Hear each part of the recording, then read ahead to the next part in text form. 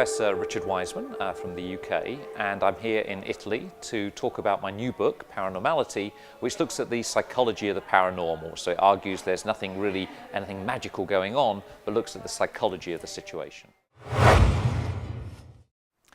I became interested in the paranormal because I used to work as a magician. So many years ago, I would stand there on stage doing magic tricks, and you realise how easily people can be fooled. And then you hear about paranormal experiences, so people seeing ghosts, for example, or having dreams that apparently come true. And I just wondered whether it was the same. Are they fooling themselves, or is there something sort of genuine to the paranormal? So that was the question that I researched for about 10 years, and the book describes my research. So the book argues that all the different sorts of paranormal phenomena, whether it's bending metal with the power of your mind, or ghosts, if you see a ghost at the foot of your bed, or maybe you have a dream that predicts the future, there's nothing really paranormal going on. That's because the paranormal doesn't exist. So the fascinating question is, why do people have these experiences? And what the book explores is what's going on in your head when these things happen. And it tells you a huge amount about your brain, about beliefs, about behaviour. So really it's about psychology, and we're going into a rather strange world in order to understand what goes on in your head. So the key question is really, why do we have these experiences? And that depends on the experience itself. So if we take the idea of ghosts, for example, suppose you wake up in the middle of the night, you see a ghost at the foot of your bed, and you might feel paralysed. You think the ghost is holding you down. Well, what's happening there? Well, what's happening is that when you dream, you are paralysed so that you don't act out your dreams. And sometimes some of the dream state comes over into waking state, so you end up seeing some rather bizarre imagery, as you would during a dream, and being paralysed. And then suddenly you think, my goodness, this must be a ghost because I can't explain it. And so you end up fooling yourself. So part of the book looks at that. It also looks at the motivation for these things. So why it is that we go to a psychic? Well, we go to a psychic because they remove uncertainty about the future. We don't like uncertainty. As humans, it makes us feel very anxious. So the psychic removes that uncertainty, and so we're sort of motivated to believe they have genuine powers. With out-of-body experiences, it really asks the question of how we decide where we are. And we do that by looking around ourselves, and we think, okay, I'm in this room now because that's the information I'm getting from my eyes.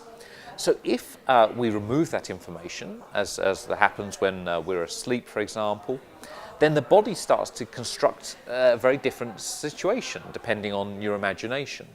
And now we know that because in virtual reality experiments, you can feed people information about where they are, suggesting they're somewhere else, and they will leave their body and go to that place. It's very easy to get them to move 1 metre or 2 metres away from where they are. So by understanding the mechanisms of how we construct a sense of self and where that self is, then you can start to manipulate it. And that's what's happening naturally with out-of-body experiences. With near-death experiences, it's slightly different. They're like out-of-body experiences, but people also tend to move down a tunnel of light and meet their God, who often then sends them back into the real world. And as far as we can tell, there's no evidence these things actually occur, in that people don't seem to actually report anything about the afterlife which is interesting or consistent. But it seems to be the response of a dying brain.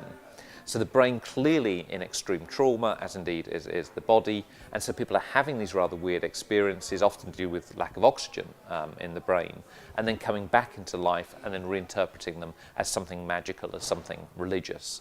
So again, fascinating in terms of the brain, but not suggesting these things are actually true. I think what's fascinating about the paranormal is, even if there are no paranormal experiences, if the paranormal doesn't actually exist, we're still learning a huge amount about how we operate. So for example, if you go to a psychic and they tell you about yourself and they say, oh my goodness, you have a lot of untapped creative potential, then we all tend to go, wow, that's great, that's a very good description of me. And so that tells you something about how it is that we construct a sense of self and how we can be fooled by those sorts of statements. So all the time we're learning about ourselves, about our brains and so on. I think it's a very rich area to explore in terms of psychology. Well, my own religious belief, if you like, is really an absence of belief. I'm a quite strong atheist, so I don't think there's anything to the notion of God actually existing or Jesus. Then the question becomes, well, obviously if some people want to adopt those beliefs just on faith, I mean, that's fine. As soon as they start to say, no, there's evidence for these things, there are real miracles out there, then that becomes an issue for science. And in my opinion, whenever scientists have investigated any of these alleged miracles, they've never come up with very strong evidence. So although the book doesn't deal directly with miracles, I'm equally skeptical about them. It would be nice if they did actually exist. It would be very comforting to think that there is a God sort of looking down on us, but I've yet to be convinced by the evidence. The problem with the Bible is that it was written a very long time after the original miracles were alleged to have happened. So we don't have a first-hand account. We have an account which has travelled through people across many, many years. And of course, as people tell one another stories, those stories tend to change. So we don't actually know what happened. Even if we didn't have an account like that, it would suggest that it's accurate. And of course there is some argument that the miracles are not meant to be read literally, but rather as kind of much bigger parables, if you like. So I think the answer is we don't really know what's going on with the Bible. If you want to live your life according to it, well, that's up to you. But what shouldn't happen is that you would point to this as being good evidence for miracles, because it simply isn't. I suppose as science progresses, we're finding out that fewer we're solving mysteries. And so there's some parts of science which look incredibly mysterious. In fact, even a mobile phone, that you can pick up a phone and make a conversation with somebody right on the other side of the world. 100 years ago, that would seem like magic. That would seem an impossible thing. And of course now it's part of our everyday lives. Often we don't understand how those miracles occur, if you like. We don't understand the science behind them. We become very accepting of them. So I think as science progresses, the tools it will be giving us will seem like miracles, because it's genuine. And the actual alleged miracles, precognition and psychic ability and so on, I suspect will slowly fade away, but not in any great hurry. They've been with us for many years. I think there'll be many years to go as well. There is the claim that there is just always something more, that there's something that science can't explain. And I think that's true. Science can really only deal with phenomena which are repeatable, where you can go in and do some sort of investigation. So if somebody says, well, last night I saw a ghost and this ghost did this amazing thing, there's not really much you can say other than, well, it might have been this, it might have been that, but we don't know. If you say the ghost appears every single night, then you can do an investigation. So there'll always be some experiences which are beyond science, of course. It doesn't mean they're magical, it just means we can't explore them. And what would be dangerous is just to assume there are some things out there which we cannot explain. Really what that means is currently we don't have the tools to explain, but one would hope in the future that would change.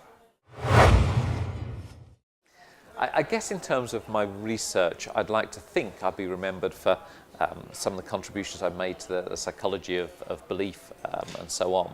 I suspect in reality I'll probably be best remembered for investigating a psychic dog, which was a dog that would allegedly knew when its owner was coming home and would go to the window just beforehand. And we investigated the dog, and basically it was just going to the window lots and lots and lots. And so it was quite likely it was going to be in the window when the owner was coming home, because it was there so much of the time. So it's not an investigation that I'm particularly proud of, but it's one that got a lot of media attention. So I suspect I'll be remembered for investigating a psychic dog. One of the reasons why we believe in the paranormal is that it removes some sort of uncertainty in our lives. It's nice to think that if you're ill, somebody can come along and magically cure you. Or if you've lost a loved one, a medium can talk to them. And those very basic beliefs and wants and hopes are not going to go away because of science. It's just very human. It's just, after millions of years of evolution, it's just how our brains work. We want to believe these things. So as science and technology becomes more and more successful, I don't think these beliefs are going to fade. I think they will be with us because it's just ingrained in our brains. I'm not an expert on UFOs, I don't pretend to be, but I am pretty skeptical about them, in part because I do understand quite a lot about eyewitness testimony, and people are very bad eyewitnesses, especially when something surprising happens, especially when they really haven't encountered an event like that before. So if you see something odd in the sky and you're trying to work out what it is under rather impoverished conditions, it's just very, very difficult to work out how fast it's going, how far away it is, whether it's behaving in a way that seems to have intentionality. So I suspect that UFOs don't exist. If they did, I think we'd know about them by now, with all the sort of sophisticated radar and tracking systems that we have. But I may be wrong. Maybe we are being watched by aliens and one day they'll make their appearance, but I wouldn't put any money on it. If I met an alien, I would be surprised. I hope I would be polite, because they would have superior technology and they might be able to destroy the Earth if we weren't polite. And I would suggest that they may read my new book, Paranormality, but possibly with a slightly less skeptical mindset than the one I have. I think that when the paranormal clashes with economics or clashes with politics, then there's normally a problem.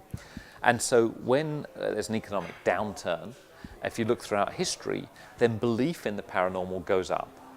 And that's normally because people feel very uncertain about their jobs and their future, and the astrologers offer some sort of certainty. So if I were a medium or a psychic at the minute, I would probably be doing quite good business. The other problem is that when you get that rise in belief and dip in economic well-being, then you get politicians who try to exploit that by saying, actually, I believe in God, God is on my side, I can make magical things happen, I'm the chosen one, and so on.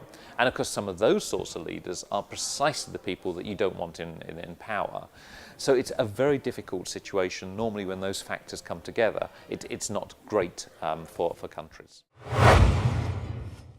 I don't think there's any evidence that, what's happening is, in terms of the world kind of coming together and suffering together and so on, there being any kind of collective mindset. I would hope that people become more empathic towards other people's problems, and that when we suffer with an economic downturn, that people realise that other people are suffering, and this is a time to help them out. Unfortunately, human nature is such that we all tend to be quite greedy and say, well, there's limited resources, we want some of them, rather than sharing them around to those that need them. So it's another example where an understanding of psychology might be able to help us, encouraging people to be more altruistic and giving. So if you go to a psychic, they will use all sorts of techniques to try and convince you they have magical abilities. One of them is to make lots of predictions, and then of course you only remember the ones which come true. The other is to really go fishing, to say, well, I don't know what's happening here, you're going on some sort of trip, and then if they see the person nodding, that's correct, then it becomes a big trip. And so that one sentence becomes much larger. Maybe you're going to another country, are you thinking of immigrating, or so on. If there's no response at all, then it just becomes a small trip, maybe just to another town or something like that. So what you're seeing is not a process where the psychic is giving you information, but it's a two-way street. They're looking at your reactions as well. And so you have to remember, when you go to a psychic reading, although you're paying them, often you're doing a lot of the work. So as people start to have harder times around the world with sort of losing their jobs and so on, often there is this need to think, well, maybe we're suffering for a reason, or that it'll all work out well in the end. I mean, obviously as humans, the one thing we're very good at is hoping for a better future. It's one of the reasons why we've got so far, is that when bad things happen, we can imagine good times ahead. That motivates us, it makes us resilient. And some people will take that idea and wrap it up in a paranormal way. They will feel there is some sort of energy, feel they're in touch with the angels and so on.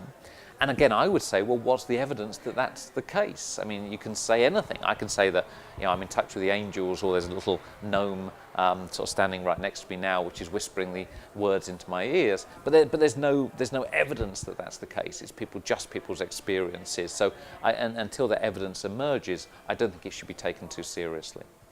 If people have good imaginations, and they are strong believers in the idea of there being angels, and they rather like the idea of having an angel, something you can take to a party and talk about, and sort of introduce people to your angel, then obviously that becomes part of their reality. But we have wonderful imaginations, and we imagine all sorts of events happening to us, and convince ourselves that that's the case. It doesn't mean that actually is the case.